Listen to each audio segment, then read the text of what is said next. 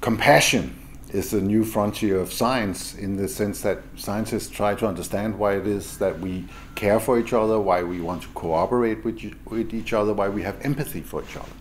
And neuroscientists are studying this phenomenon because it's a real biological phenomenon in us, that we want to have compassion for each other.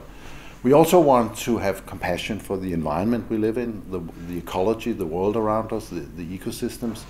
And the funny thing is that science and civilization and culture has been very much about the opposite direction, going in the other way, saying that the world is a desert, that every human being should be on his own. That has been sort of what we've learned from economy, from ecology, and all those sciences. And now we are discovering the fact that no, we care about each other, we care about the planet. And this is also the key to how we can run our society, our production, our consumption in a way that is agreeable to the planet, that we are much more oriented towards liking what we do, liking each other, cooperating, building communities, using old knowledge that normal people have about how the world functions, rather than thinking that we can run everything from a desk in a headquarter. So there's a big revolution coming now in food, in energy production, in how to manage societies, how to manage the commons, the shared resources.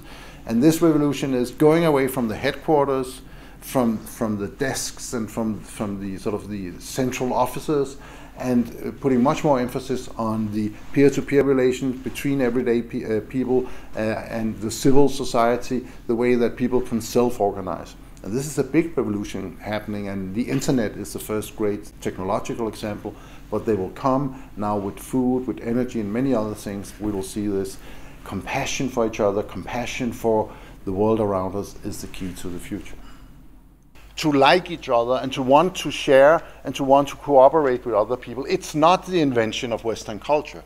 You find it in monkeys. So it is there, and we just need to liberate the willingness to cooperate and to compassion and to have compassion for others in human beings. This is the new frontier of science, and just like older frontiers of science created the superpowers of the mechanical age, of the electrical age, of the atomic age, and so on, this frontier of science, the frontier of compassion, will also produce a new superpower.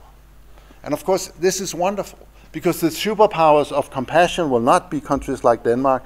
It will be countries with a bright and glorious future, because they have an old tradition and an old culture of cultivating compassion and knowing how to live a good life.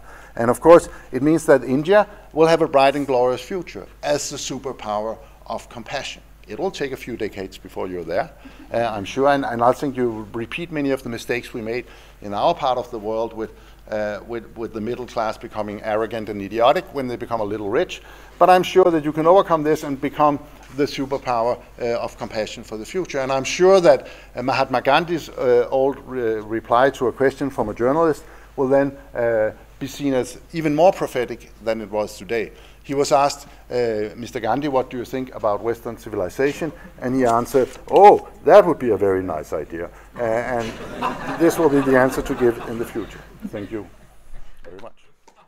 India is a country with a long and beautiful cultural tradition, and a long spiritual and human, and in terms of values, a richness and a sort of a maturity that we don't really have in the West. And I think India has enormous amounts of offerings for the rest of the world when compassion becomes more essential. And I think in a way you could say that India will become the superpower of compassion.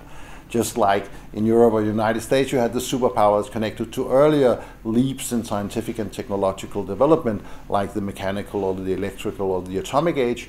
Now we will have the age, we're entering the age of cooperation and compassion, and I hope that India will become a superpower. And I hope also that part of the reason that India will become a superpower in this is that they will learn from smaller countries like Denmark that do have a tradition for that are highly educated and democratically engaged population can be a driver of good energy systems like windmills, good hospital systems, good educational systems, that much of which made Denmark rich was in fact that we had a population that was so highly skilled and educated that it demanded a good life, and that created around it an industry for serving the hospitals, an industry for serving education and windmills and all that, which made us rich. So we became rich in a sense because we wanted a good life. And that lesson I hope we can bring to other parts of the world.